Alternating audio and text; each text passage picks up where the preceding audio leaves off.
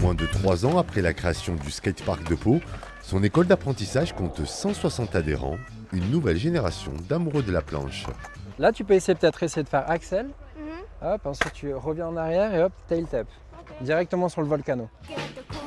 Cet équipement a permis à Lina, 12 ans, de découvrir ce sport qu'elle pratique assidûment.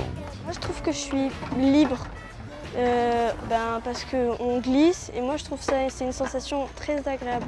J'aimerais réussir à amener plus de filles pour le skate parce que je trouve qu'il n'y en a pas beaucoup. Par exemple, dans mon équipe, moi, il n'y a aucune fille à part moi. Et dans son équipe, il y a Alan.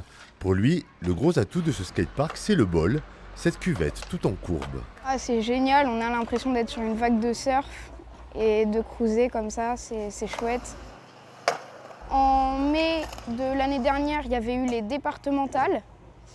Et là, maintenant, cette année, c'est les championnats de France ici. Il y aura tous les grands champions de France, Édouard Damestoy et tout cela. Il va y avoir du niveau.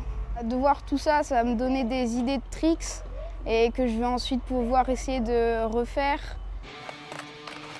Organiser la plus grande compétition nationale, c'est le défi que va relever l'école de skate paloise.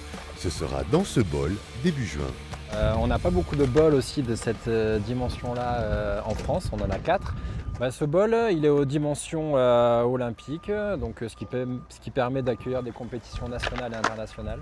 Donc c'est une certaine hauteur de courbe, c'est certains éléments comme des transferts, c'est une raquette centrale, un championnat de France, ça amène déjà tous les clubs de France ici.